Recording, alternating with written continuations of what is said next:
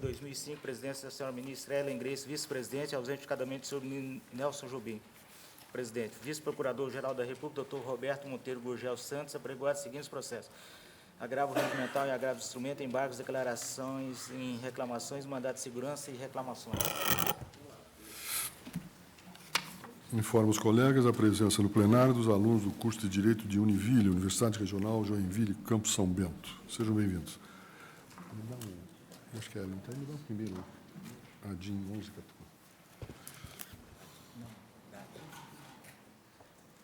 Isso aqui é ela. A vista dela não está aí. Qual?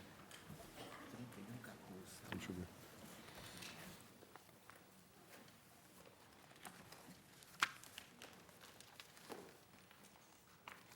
Ministro Carlos Brito, com sustentação oral. A DIN, ação direta de proporcionalidade 3114. Governo do Estado de São Paulo requerente, requerida Assembleia Legislativa do Estado de São Paulo. Palavra, Excelência. Senhor presidente, o governador do Estado de São Paulo ajuiza a presente ação direta de inconstitucionalidade. Ação que impugna o parágrafo único do artigo 25 e o artigo 46, cabeça, da Lei Complementar Paulista 836, de 2 de dezembro de 97, que instituiu o plano de carreira, vencimentos e salários dos servidores públicos integrantes do quadro do magistério da Secretaria de Educação. Os dispositivos questionados exibem a seguinte redação. Artigo 25, parágrafo único. A comissão de gestão da carreira referida no caput deste artigo será composta de forma paritária, com representantes indicados pela Secretaria da Educação e das entidades representativas dos integrantes do magistério, a ser regulamentada no prazo máximo de 60 dias. Artigo 46. Inclua-se no artigo 64 da Lei Complementar 444, de 27 de dezembro de 1985, o inciso 10, com a seguinte redação: exercer atividades docentes ou de suporte pedagógico junto a municípios conveniados com o Estado para a municipalização do ensino, sem prejuízo de vencimentos e sem prejuízo das demais vantagens do cargo ou com prejuízo de vencimento com expressa opção do servidor. Na hipótese de o afastamento ocorrer sem prejuízo de vencimentos, o município ressarcirá ao Estado os valores referentes aos respectivos contra-cheques, bem como aos encargos sociais correspondentes, com recursos provenientes do repasse do Fundo de Desenvolvimento e Manutenção do Ensino Fundamental, fecho aspas. Pois bem, sustenta o requerente que os dispositivos em vitrine foram inseridos pela Assembleia Legislativa Paulista no projeto de lei complementar 3897. Estão à venda?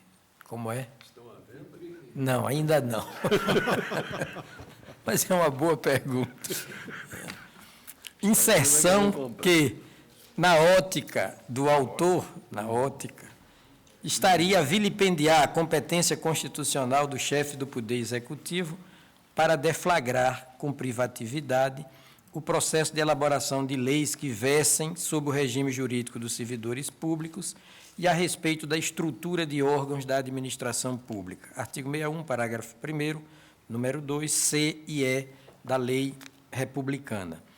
Aduz que o texto normativo sob censura diz respeito aos incisos 4º e 6º do artigo 84 da Carta Cidadã, bem como o princípio da separação dos poderes, artigo 2º da Constituição Federal. Já em sede de informações, o presidente da Assembleia Legislativa do Estado de São Paulo salienta que o caso dos autos não autoriza a instauração do processo objetivo de constitucionalidade. Isto porque o embate jurídico sobre a eventual invalidade dos dispositivos impugnados seria travado à face da Constituição Paulista e apenas de forma reflexa frente à Constituição Federal. Diz, por outro lado, que o artigo 61 da Constituição Federal se cinge à iniciativa de leis do Presidente da República, não sendo aplicável, portanto, aos governadores de Estado. Nessa marcha batida, o requerido também esgrime a tese de que os dispositivos hostilizados não dispõem sobre servidor público e seu regime jurídico. Tampouco se referem à criação de órgãos da administração pública. A seu turno, o digno advogado-geral da União manifestou-se pela improcedência dos pedidos articulados na inicial, enquanto que a douta Procuradoria-Geral da República opinou pela procedência da pretensão autoral. Senhor presidente, é o relatório. Pelo requerente, falará o doutor Marcos Ribeiro de Barros, procurador de Estado. Senhor presidente, eminente ministra, nobre relator, senhores ministros, altivo procurador-geral da República, senhoras e senhores. Trata-se de questão que afeta a amplitude do poder de emenda parlamentar no bojo de projeto de lei encaminhado pelo chefe do Poder Executivo, à luz da competência privativa que lhe dá o artigo 61 da Carta para iniciar o processo legislativo, versando sobre questões afetas à administração pública nos termos das alíneas do inciso 2º do parágrafo 1º do referido artigo 61. Bom, em primeiro lugar, cabe realçar que esta Corte já consagrou o entendimento de que as regras basilares concernentes ao processo legislativo federal são aplicadas aos Estados-membros e, por eles, devem ser obedecidas.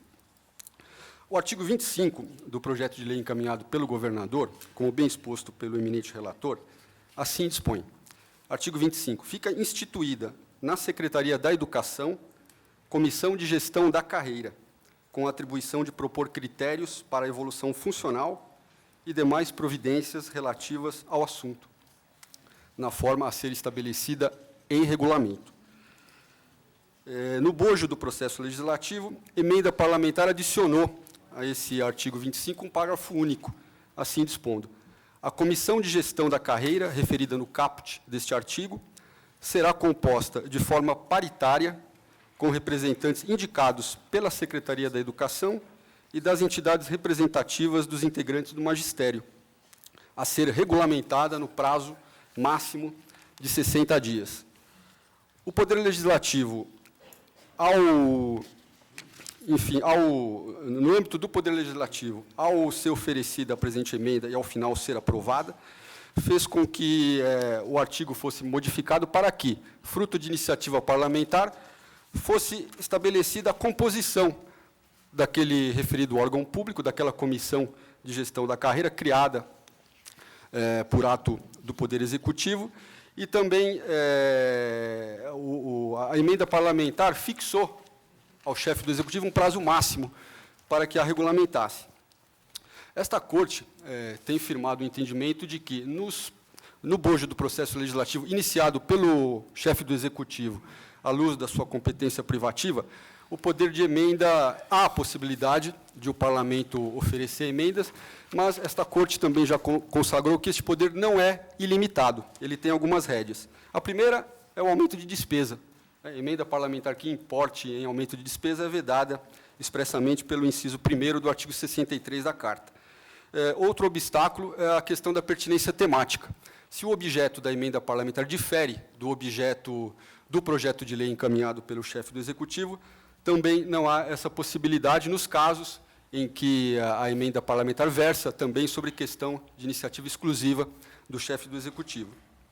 Agora, o que se põe ao exame de Vossas Excelências é a interpretação integrada do artigo 61, parágrafo 1º, a linha E, que diz o seguinte, da Constituição, que diz o seguinte: são de iniciativa privativa do Presidente da República as leis que, inciso 2º, disponham sobre, a linha E, criação e extinção de ministérios e órgãos da administração pública, observado o disposto no artigo 84, 6º.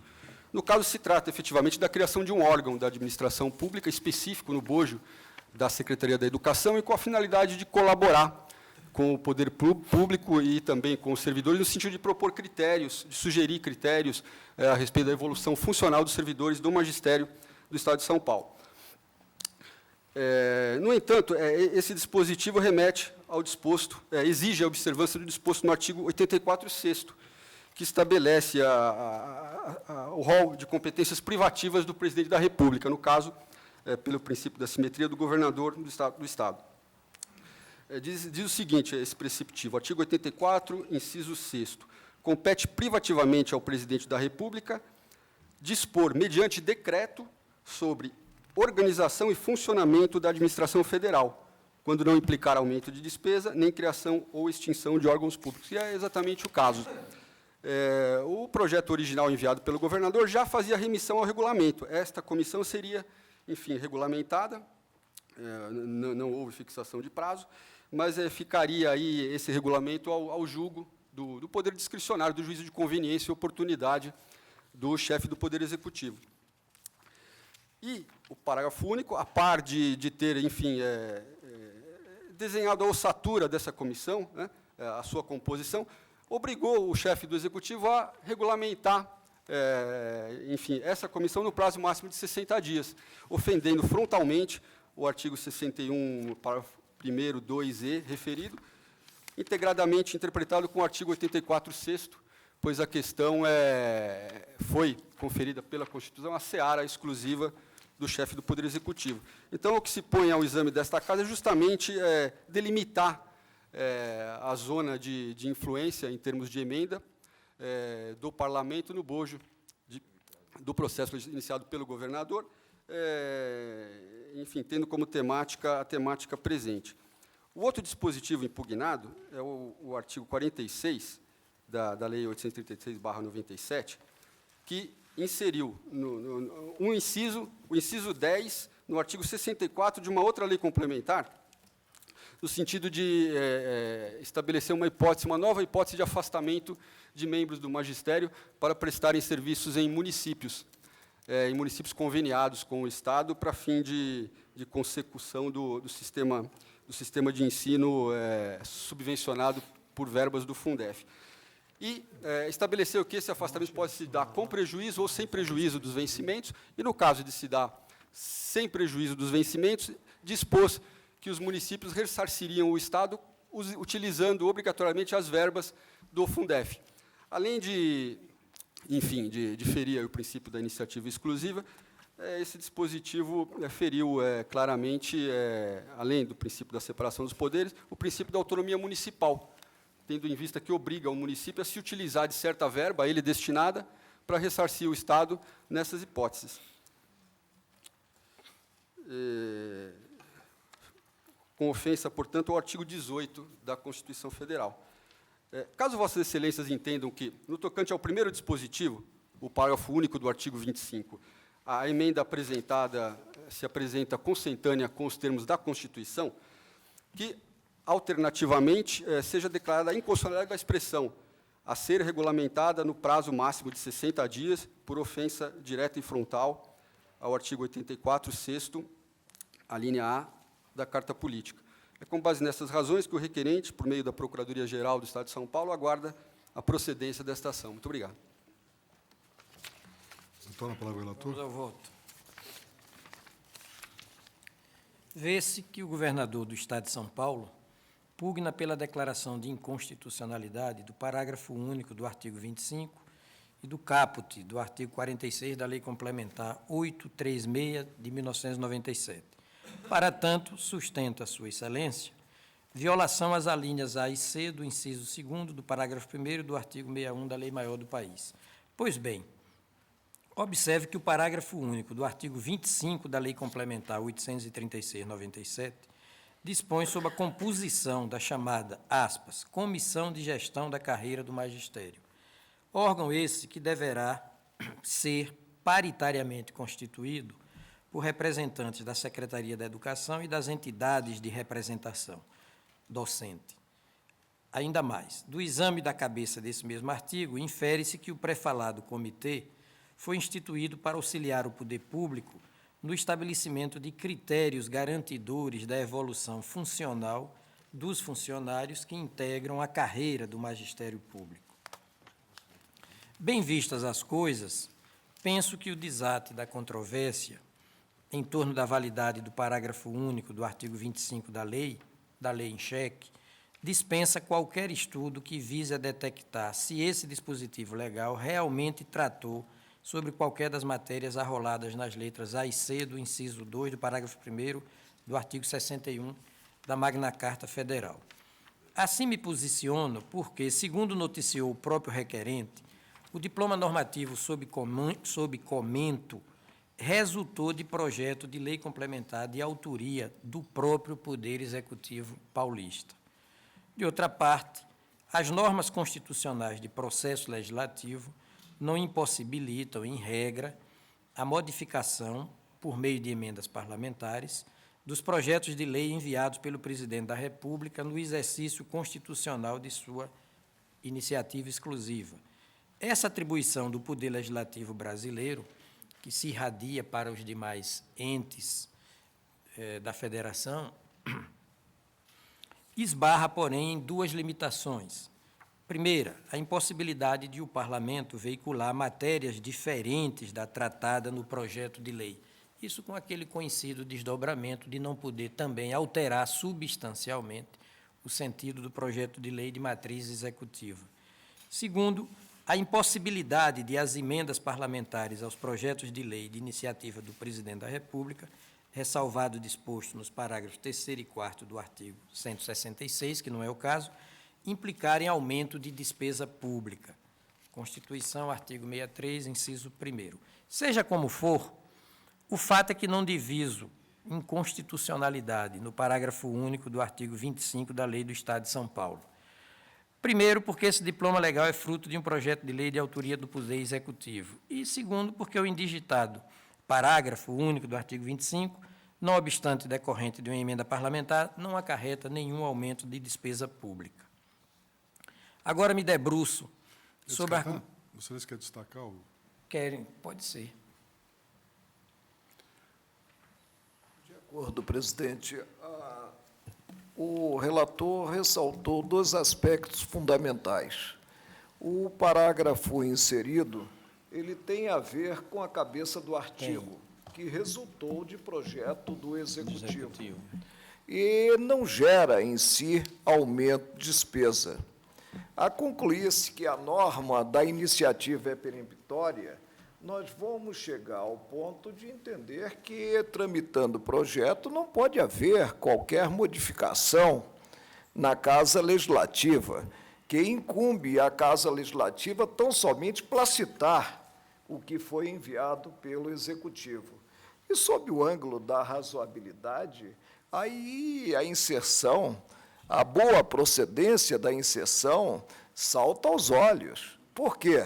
Porque, ao se disciplinar a comissão de gestão da carreira, sem definir-se o número de participantes, se versou a integração em si de representantes dos integrantes do magistério. Algo salutar e que nós observamos na vida administrativa em geral, ou seja, quando se imagina um trabalho para melhor se estruturar a carreira, para melhor se implementar a carreira, se conta com a participação dos diretamente interessados. E incumbirá à administração pública definir, na regulamentação, no prazo razoável de 60 dias, definir o número de representantes. Eu acompanho Sua Excelência, julgando improcedente o pedido formulado.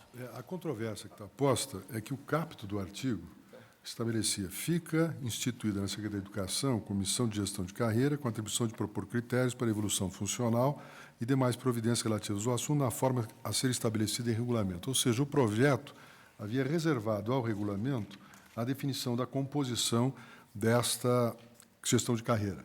O ministro relator e o ministro Marco Aurélio tentam de que o parágrafo meramente estabeleceu a composição e que não estaria fora da atribuição de emendas. Observando até a ordem natural das coisas, a natureza da comissão a ser constituída. Pertinente uma dúvida que há. É, Criava-se sem o órgão.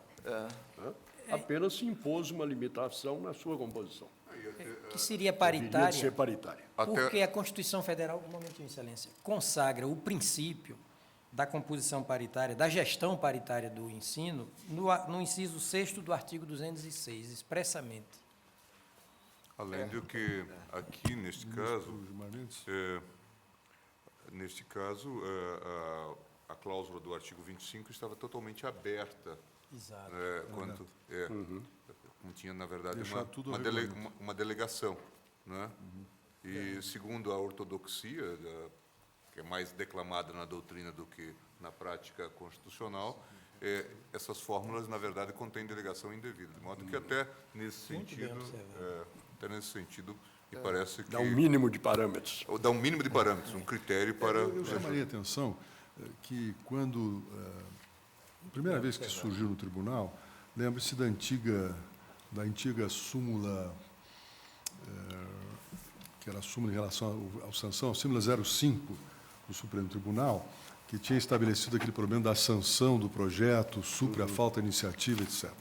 E mudou, e essa orientação do tribunal acabou sendo alterada na representação 890, relator Oswaldo Trigueiro, de 27 de março de 1974. Por quê? Porque, naquele momento, já estava em vigor a Constituição de 67, que havia reproduzido uma norma que havia surgido no Ato Constitucional número 2, e que determinava, pura e simplesmente, o problema da proibição de emendas parlamentares que aumentassem despesas.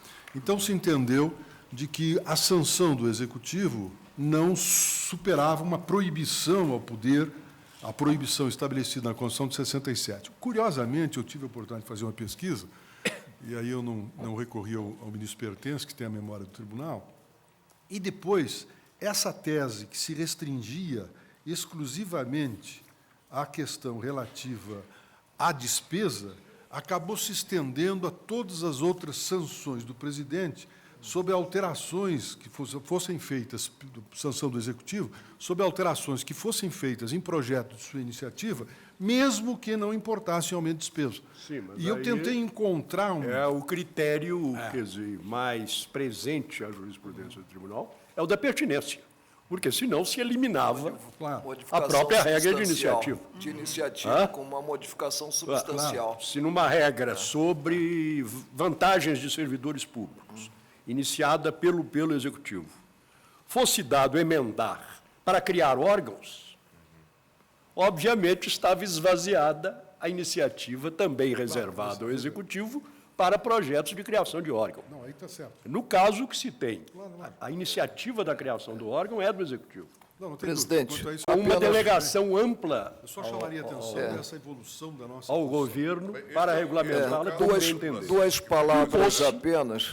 um caráter paritário a essa comissão. Eu não vejo nenhuma inconstitucionalidade. Duas palavras apenas, né? Apanhou bem o ministro Sepúlveda Pertence, e aí eu retifico o que lancei no voto quanto ao número de integrantes, que a composição é paritária. Mas a paridade visa o equilíbrio. E a comissão, ela só tem a atribuição de propor. Não é vinculante. Ministro, alguma divergência? Há um aspecto também a ser suscitado, que foi levantado à tribuna, em relação ao parágrafo único, na parte final. O caput do artigo diz, etc., etc., na forma a ser estabelecida em regulamento. E o parágrafo único diz, a ser regulamentada no prazo máximo de 60 dias. Tem que examinar separadamente esse pedido formulado. Tem Tadinho. o problema da imposição de Da prazo. imposição de prazo ao presidente Ao poder do governador do Estado. O relator, Eu acho razoável. E é um tipo de norma sem adianta. sanção. O tipo da verdade- regra ineficaz. E o período, presidente, 60 dias. Se não se Não sei se é isso que o conseguir ministro constituir Gilmar uma quer comissão, né, em 60 dias, essa questão do prazo, sobre a Constituição de 67 e 69, já foi objeto de consideração do Ponce Miranda, dizendo que pode haver até lesão à divisão de poderes, se houver uma imposição de um prazo extremamente curto, angusto. Mas, na hipótese, me parece absolutamente razoável. Guarda pertinência com a própria proposta do Executivo, que teria que regulamentar a matéria. Teria. Né? Está no caput. Portanto, não me parece que haja... E também não se trata de um prazo tão curto para regular uma matéria importante Administrativa, puramente. e talvez assim... Não, e resolve também o Sim. conflito político. Sim. Se fica sem prazo o parágrafo, e como o parágrafo foi impugnado, acaba não instalando, nunca regulamentando a tal de comissão, tendo em vista que isso foi produto de demanda negociação. de emenda parlamentar. E aí, Nessa ou seja, DIN foi houve- simplesmente não coisa. se cria, Aí zerou não o se jogo, instalava. o que criou Nessa, o Estado. e nessa DIN houve concessão de liminar? Você Não, não porque toma- a lei toma complementar ineficácia. é de 97. Não sei. Acho que não. Ok? Ok. O tribunal, então, continue em relação ao artigo 46. Agora, sobre o segundo dispositivo, debruço-me agora sobre a argumentação manejada para impugnar o artigo 46 da multirreferida lei. Esse dispositivo, repise-se, introduziu o inciso 10 no artigo 64 da lei em xeque, cujo teor é o seguinte: o docente e o especialista de educação poderão ser afastados do exercício de seu cargo, respeitado o interesse da administração estadual, para os seguintes fins: exercer atividades docentes ou de suporte pedagógico, junto a municípios conveniados com o Estado para a municipalização do ensino, sem prejuízo de vencimentos e sem prejuízo das demais vantagens do cargo, ou com prejuízos de vencimentos, com expressa opção do servidor. Na hipótese de o afastamento ocorrer sem prejuízo de vencimentos, o município ressarcirá ao Estado os valores referentes aos respectivos contra-cheques, bem como encargos sociais correspondentes, com recursos provenientes do repasse do Fundo de Desenvolvimento e Manutenção do Ensino Fundamental, fecho aspas. Neste particular, senhor presidente, penso assistir razão ao acionante. É que o artigo 46 da lei ofende o inciso 1º do artigo 63 da Constituição Federal, na medida em que a emenda parlamentar então oferecida acarretou aumento de despesa pública.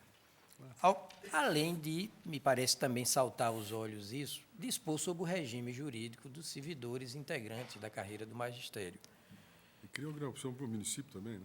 E Pra- vou pra chegar até lá, contornar o problema exatamente, do aumento de despesas, criar uma obrigação para o município. irradiando para o município. Aí convém. O município aceitar. Aí convém. Aumento não pode esse obrigar a não fazer. previsto no projeto do Poder Executivo e que decorre da possibilidade de o servidor público afastar-se do exercício do seu cargo sem prejuízo dos respectivos Esse afastamento vencimentos aí é dependente De autorização? da autorização administrativa? Como é que está o caput do artigo? Hein? Deixa eu ver o A cabeça caput do do artigo prevê respeitado o interesse da administração estadual. A administração estadual 46, definirá a sessão. O que diz o 46?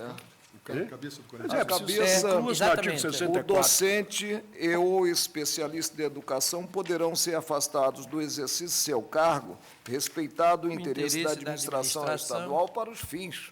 Aqui se estabelece um O regime Estado de cria cooperação. convênios De cooperação. em que se compromete a ceder funcionários com ou sem ônus para o município. Isso. E dispõe, inclusive, sobre o modo de o município, eventualmente, ressarcir as despesas Sem do ônus. Estado. Obviamente, se isso é convênio, é se o município assentir em receber o servidor Claro, aqui não é é invasão. com essa obrigação. A regra O problema é a estabelece- opção do servidor. Aqui, essa regra só poderá exercer a atividade docente nessa linha se o município ressarcir o Estado.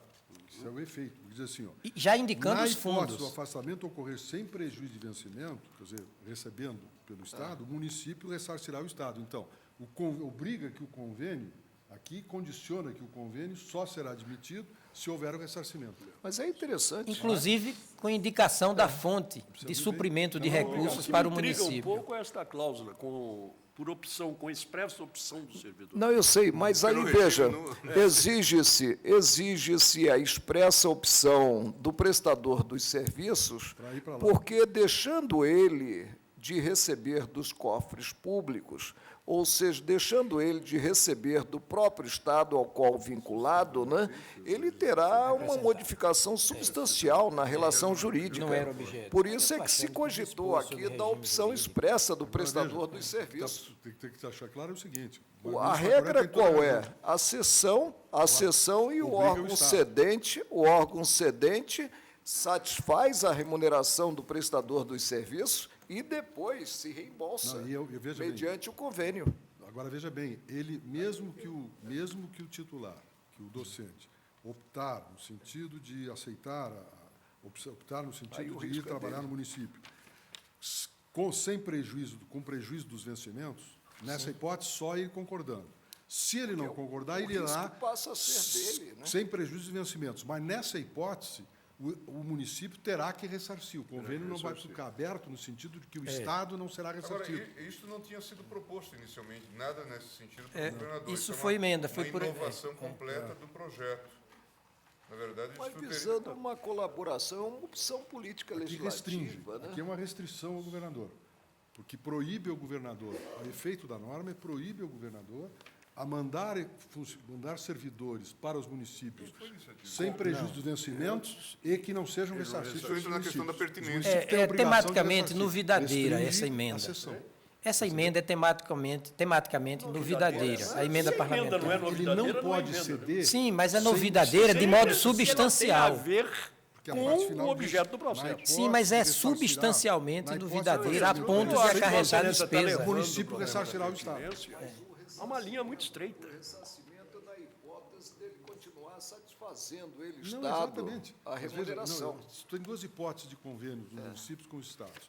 Os estados remetem funcionários seus e vamos ficar com a hipótese em que o Estado continua respondendo. Duas hipóteses. Ou o município não ressarce, o Estado está ajudando o município, ou o município ressarce.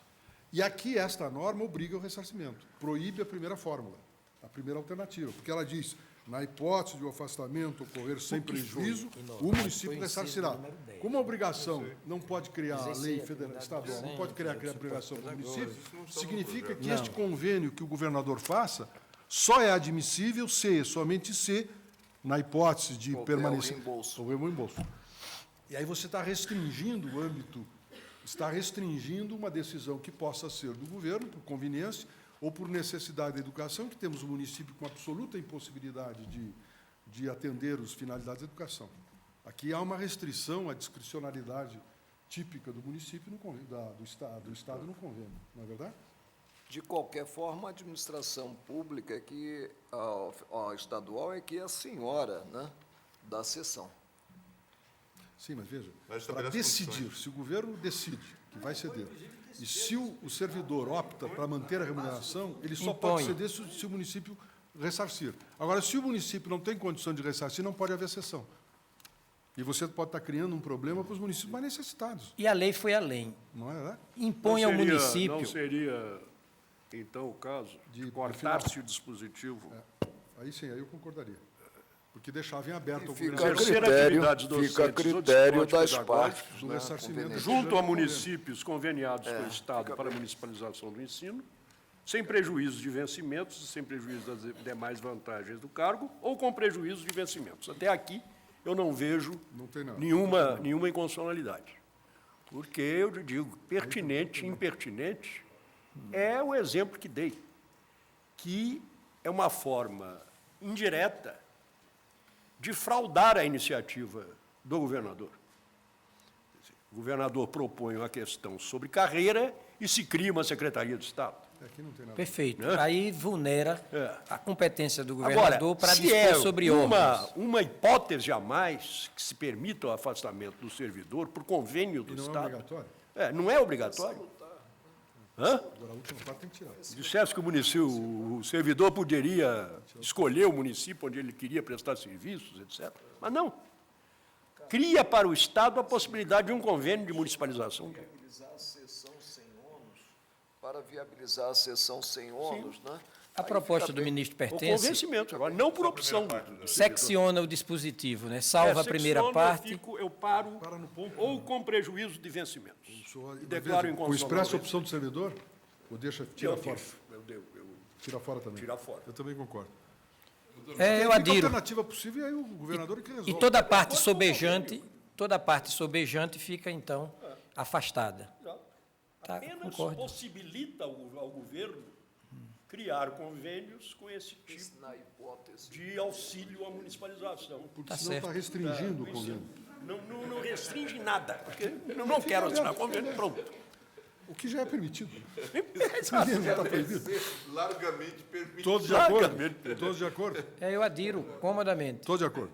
O tribunal, por unanimidade, declarou a inconstitucionalidade. Aliás, julgou improcedente a ação em relação ao parágrafo único do artigo 25 e em relação ao inciso 7º do artigo 64, acrescido pelo artigo 46 da Lei Complementar 836, de 2 de dezembro de 1997, julgou parcialmente procedente a ação e declarou a inconstitucionalidade a seguinte expressão, aspas, com expressa opção do servidor, ponto, na hipótese de o afastamento ocorrer sem prejuízo de vencimentos, vírgula, o município ressarcirá ao Estado os valores referentes aos respectivos contra-cheques, vírgula, bem como aos encargos sociais correspondentes, Presidente, vírgula. eu tenho uma preocupação e volto à premissa de meu voto. Sim. Por que o preceito exige a expressa opção do servidor? Porque fica alternativa. Não, veja, porque a relação Ah, sim. jurídica dele é com o Estado. Para se afastar o ônus do Estado, a contraprestação pelo serviço prestado, né? E essa contraprestação ficar a cargo do município, é que se exige Depende do convênio. a opção não a opção do servidor. Eu acho que aqui é salutar. Aceitação do servidor. Seria mais, muito embora saindo o requerente um pouco chamuscado, seria mais de se afastar a segunda Mas aí fica parte. mais expressa, então. A segunda parte. Acho que fica mais explícito também. Não tem problema, senão- De acordo, é, de acordo. ok. Porque aí fica mais explícito, embora o desejo, a aceitação de se servir seja uma opção do servidor, mas é bom deixar explícito. Então, recuamos e estabelecemos só a partir da expressão na hipótese. Senhor Então, presidente, Vossa Excelência proclamou o inciso 7º, o inciso 10, só para a gente Inciso 10, ficar... Eu também ia fazer essa é o artigo, retificação. inciso 10 do artigo É o inciso 64. 10 do Então, artigo repito, na segunda parte, o tribunal, por unanimidade, julgou parcialmente procedente a ação em relação ao inciso 10 do artigo 64, acrescentado pelo artigo 46 da Lei Complementar Estadual 836, de 2 de dezembro de 1997, à Lei Complementar 444, de 27 de dezembro de 1985, Está certo. tendo declarado a inconstitucionalidade a seguinte expressão, dois pontos, aspas, na hipótese de o afastamento ocorrer sem prejuízo de vencimentos, o município ressarcirá ao Estado os valores referentes aos respectivos contra-cheques, bem como os encargos sociais correspondentes, com recursos provenientes do repasse do Fundo de Desenvolvimento e Manutenção do Ensino Fundamental, o que é pior ainda, porque aqui diz de onde é que tira o dinheiro. Ok? Ok. Tudo nos termos do voto do relator.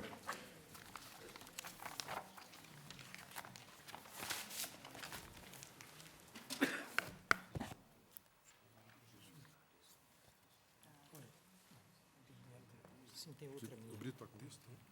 Tendo visto havido pedido de preferência pelo Procurador de Estado, chamo o ministro Carlos Brito, relator ministro Marco Aurélio. Medida cautelar na ação direta de inconstitucionalidade 3456. Governador do Estado do Rio Grande do Sul requerente, Assembleia Legislativa requerido. Após os votos dos senhores ministros Marco Aurélio, relator, Eros Grau e presidente, deferindo a cautelar, pediu vista dos autos do ministro Carlos Brito. Falaram pelo requerente, doutora Helena Maria Silva Coelho, procuradora do Estado. Faltam votar, portanto, pela ordem, iniciaria a votação com o ministro Eros Grau. Aliás, Carlos Brito, depois Joaquim Barbosa. Eu ouvi bem a linha 3459. 3459. Pronto, está certo, do Rio Grande. Parece que Vossa Excelência falou 56. Senhor presidente, cuida-se de medida cautelar em ação direta de inconstitucionalidade, proposta pelo governador do Estado do Rio Grande do Sul. Aí, então, Ação que impugna a expressão, aspas, do Poder Executivo, incerta no artigo 1º da Lei 12.222, de 30 de dezembro de 2004. Sustenta o chefe do Executivo sul-rio-grandense que, em cumprimento ao disposto no inciso 10 do artigo 37 da Constituição Federal, encaminhou à Assembleia Legislativa o projeto de Lei 336 de 2004, dispondo sobre, aspas, a revisão geral e anual das remunerações e subsídios de todos os servidores e agentes públicos do Estado do Rio Grande do Sul, suas autarquias e fundações, Fecho aspas.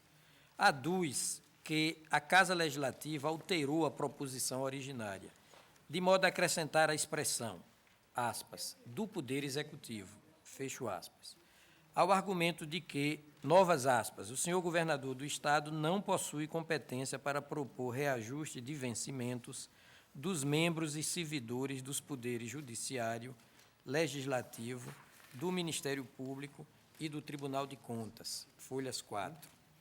Pois bem, na sessão plenária do dia 11 de maio de 2005, o ministro Marco Aurélio, relator deste processo, deferiu a medida cautelar postulada para suspender a eficácia da expressão sob censura até o julgamento de mérito da ação, no que foi acompanhado, apenas na conclusão, pelos ministros Eros Grau e Nelson Jobim, que dissentiram da fundamentação desenvolvida pelo relator da ação. Esta é a sinopse da questão. Não vou ao voto, porque vai haver sustentação oral? Não. Já houve. Voto visto. É voto visto. Está certo. Voto visto. Passa ao voto. Não sem antes relembrar, na companhia do ministro Marco Aurélio, que o objeto da presente ação está no fato de o Poder Legislativo do Rio Grande do Sul haver modificado o projeto de iniciativa do Poder Executivo de maneira a somente aplicar aos servidores deste último poder, o Executivo, a revisão geral anual de caráter estipendiário. Daí porque não se discute, nesta oportunidade, se o percentual previsto no diploma legislativo em comento se presta ou não para recompor a capacidade aquisitiva da remuneração dos agentes públicos a que ele se reporta. Feita esta elucidação, passo a dizer que o inciso 10 do artigo 37 da Constituição Federal assegurou a revisão anual da remuneração dos servidores públicos, sempre na mesma data e sem distinção de índices, redação dada pela emenda número 1998. Fê-lo, portanto, como garantia, aspas, necessária numa economia frágil como a brasileira e que vinha em toda a história republicana convivendo com índices inflacionários que minguam o valor da moeda e o desbastam por essa contingência financeira.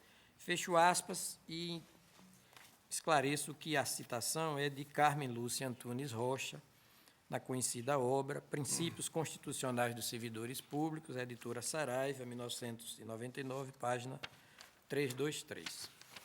É de se pontuar, porém, que tal revisão estipendiária não se confunde com a figura do reajustamento de remuneração, dado que, e vou voltar a citar Carmen Lúcia, aspas, por revisão geral, deve-se entender aquele aumento que é concedido em razão da perda do poder aquisitivo da moeda.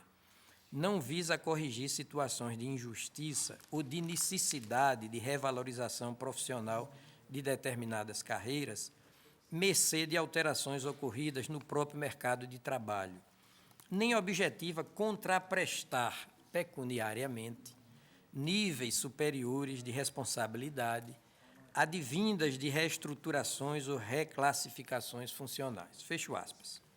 Mesma obra, etc. Nessa vertente de ideias, vê-se que o inciso 10 do artigo 37 da Constituição, ao dispor sobre a revisão geral de remuneração dos servidores públicos, reclama a edição de lei específica, aspas, observada a iniciativa privativa em cada caso. Competindo ao presidente da República, então, encaminhar ao Congresso Nacional o projeto de lei de revisão geral anual dos servidores do Poder Executivo, nos termos da linha B do inciso 2º do parágrafo 1º do artigo 61 da mesma Constituição. Já no âmbito dos demais poderes, a competência para iniciar o processo legislativo na matéria é de quem os dirija superiormente, inciso 4º do artigo 51, combinadamente com os incisos 13 do artigo 52, com o inciso 13 do artigo 52 e a linha B do inciso 2º. Só uma observação. Você não está entendendo de que cada poder teria a possibilidade de fazer a sua revisão. Como é que elas seriam iguais? Porque, vejam, todos na mesma data e sem distinção de índice. Logo, são índices universais para todo o serviço público. Aquela expressão, assegurada a iniciativa privativa em caso a caso, diz respeito às expressões anteriores. As regras anteriores são duas regras que temos aqui. A primeira é a remuneração dos servidores públicos e os subsídios de que trata o parágrafo 4º do artigo 39 somente poderão ser fixados ou alterados por lei específica, observada a iniciativa privativa de caso a caso, compete ao Supremo em relação aos servidores, compete aos tribunais, etc., aquelas restrições. E depois diz, vírgula, assegurada a revisão geral anual, sempre na mesma data e sem distinção de índices para todos. Ora, como é que pode ser? Chegaríamos a... A quadratura do círculo Claro, que se tentou na emenda constitucional 19. Exatamente. Do litisconsórcio necessário quádruplo da iniciativa legislativa. Porque uma coisa é aumento de vencimento. Este precisa Este iniciativa é de do iniciativa, Tribunal, do Poder Executivo, do Legislativo, etc. e tal. Agora, a revisão anual é única para todos. Daí porque tem que ser do Executivo. Pura e simplesmente. Eu vou só concluir, já não vai demorar, mas eu enfrento essa questão. Eu sugeriria que, nesse caso, o próprio Congresso faria uma espécie de emenda aglutinativa para parificar os índices. Mas aí está aumentando a despesa do Executivo. Você não Não, pode. no âmbito federal. Aí entra No exatamente âmbito federal. no problema, porque o problema todo é de que a iniciativa do Executivo é X%, dentro do critério do crescimento de despesa. Não pode aumentar a despesa, como é que faz? O judiciário propunha 90 e tirava a média, 46. Mas eu acho que eu enfrento isso. Eu fiz isso já há algum tempo. Eu vou prosseguir na leitura, porque não estou de memória me lembrando do modo específico de contra-argumentar Vossa Excelência. Por este modo de compreensão do dispositivo em causa, conclui-se que a expressão iniciativa privativa em cada caso não se destina tão somente à primeira parte do discurso constitucional. A remuneração dos servidores públicos e o subsídio de que trata o parágrafo 4º somente poderão ser fixados ou alterados por lei específica. Alcança também a segunda parte do texto normativo, justamente a que se refere à revisão geral anual. Certo é, contudo, que esta Suprema Corte vem se posicionando, de acordo com a inserção que Vossa Excelência acaba de fazer, no sentido de que a parte final da norma constitucional do inciso 10 do artigo 37 faz do Presidente da República o, aspas, titular exclusivo da competência para iniciativa da espécie, na forma prevista no artigo 61, parágrafo 1º, 2A da Constituição Federal. ADIM 2061, relator ministro Ilmar Galvão. É dizer, compete privativamente ao chefe do Poder Executivo Federal desencadear o processo legislativo para o fim de nominal atualização dos estipêndios dos servidores de todos os três poderes da União. É o que acontece desde 87 na União. Perfeito. Nunca houve iniciativa do Supremo, nunca pensou em termos de iniciativa de revisão geral dos vencimentos dos nossos servidores. Perfeito. Não, Isso é que nós tivemos a última proposta considerada a percentagem de 0,1% para uma inflação de cerca de 7%. Bem, não desconheço, portanto... Aí ela pode ser inconstitucional, ministro. Não desconheço, portanto... Aí pode ser inconstitucional, mas não transfere a iniciativa. Claro, lógico. Não transfere a iniciativa, é outro problema. Estou a patentear o meu conhecimento, né, de causa sobre essa iniciativa do Poder Executivo para propor a revisão geral no âmbito de todos os poderes. Pois bem, ouso discordar dessa orientação e o faço com as vênias de estilo e sobreestilo. Penso, em verdade, que a reserva de iniciativa para qual dos poderes é direta emanação do princípio da separação. Princípio da separação dos poderes, que inicialmente proclamado pelo artigo 2º da Lei Republicana, foi erigido à dignidade de cláusula pétrea pelo inciso 3º do parágrafo 4º do artigo 160, aliás, da mesma lei fundamental.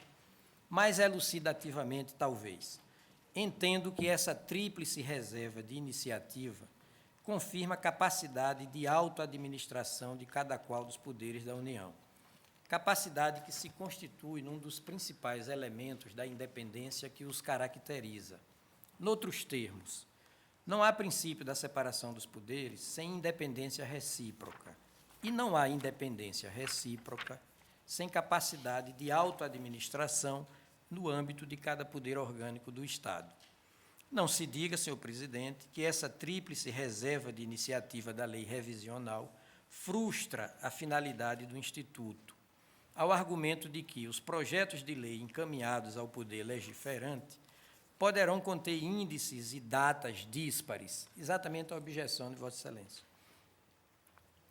Em absoluto, nesses casos, os projetos de lei de cada qual dos poderes bem poderão ser conjuntamente analisados e discutidos pelo Parlamento, Vossa Excelência, não existe essa hipótese.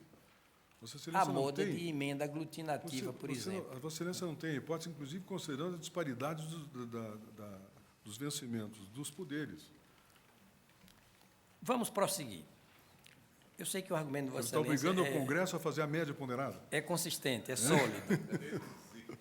Bem, repetindo, cabendo a este Poder Legislativo fixar a data da revisão remuneratória e eleger, dentre os índices veiculados nas proposições, aquele que melhor se prestar para restabelecer o Poder Como é que o Executivo. senhor resolve dos se o estipêndios. Executivo manda um índice e diz 1, e a média ponderada leva para 5? Como é que resolve em relação ao aumento de despesa?